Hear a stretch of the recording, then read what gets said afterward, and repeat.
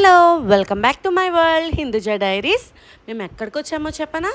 విజయవాడ వచ్చిన తర్వాత next day అయితే నేను మా ఫ్రెండ్ కలిసి అయితే మా కాలేజ్కి అయితే వచ్చామన్నమాట. ఇది మా కాలేజ్ బిల్డింగ్ నుంచి చూస్తే ఇక్కడ ఏరియా కనిపిస్తుంది కదా, ఈ లోపు విజయవాడ వాళ్ళకి అయితే అర్థమైపోతుంది అది ఈచ్ స్ట్రీట్ ఏరియా అని. మేము చదువుకున్నప్పుడు అయితే అక్కడ ఈచ్ స్ట్రీట్ లేదనమాట. మా స్టడీస్ అయిన తర్వాత అయితే పెట్టారు ఈ స్ట్రీట్ కింద. ఇది ఇందిరాగాంధీ స్టేడియం క్యాంపస్ అనమాట. బయట నుంచి చూస్తే బిల్డింగ్ ఏదో కొంచెం ఉన్నట్టు అనిపిస్తుంది, లోపలికి వెళ్తుంటే వెళ్ళే కొద్దీ వస్తూనే ఉంటుంది అనమాట. యూ షేప్లో ఉంటుంది. ఇవన్నీ క్లాస్ రూమ్స్.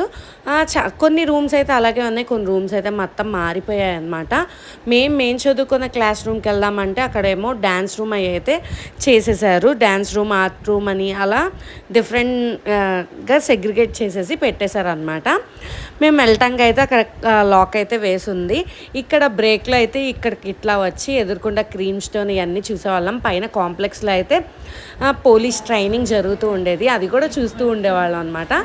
సరదాగా అయితే ఒక క్లాస్ రూమ్లో కూర్చొని మ్యాథ్స్ ఫార్ములాస్ అవి రాద్దామంటే ఏం గుర్తులేదండి. తర్వాత అబ్బా ఇది మన వల్ల కాదని చెప్పి సిఓ జావానో రాద్దాం అనుకున్నాం. జావా అంటే రాగి జావా కాదులేండి, జావా ప్రోగ్రామ్ రాద్దాం అనుకున్నాం. అది గుర్తులేదు, అడ్డమైనవన్నీ గుర్తున్నాయి. ఈ ప్రాబ్లం ఈ మెమరీ లాస్ నాకే కాదు మా ఫ్రెండ్స్కి కూడా వచ్చిందంట. మీలో ఎవరికైనా ఆ ప్రాబ్లం ఉందా? చదువు తప్ప అన్నీ గుర్తుండే ప్రాబ్లం? మాకైతే అదే జరిగిందనమాట. బస్సు మనకి మెమరీ లాసు. నేనంటే చదివి 9 years అవుతుంది కానీ మా ఫ్రెండ్ మొన్నే జావా కోర్స్ చేసింది, దాన్ని చెప్పమంటే అది కూడా చెప్పట్లేదు. అలా ఉంటాయన్నమాట మా వానాకాలం చదువులు. వాళ్ళు బాగానే చెప్పారు, మేమే అంత బాగా చదివామన్నమాట. అంతే.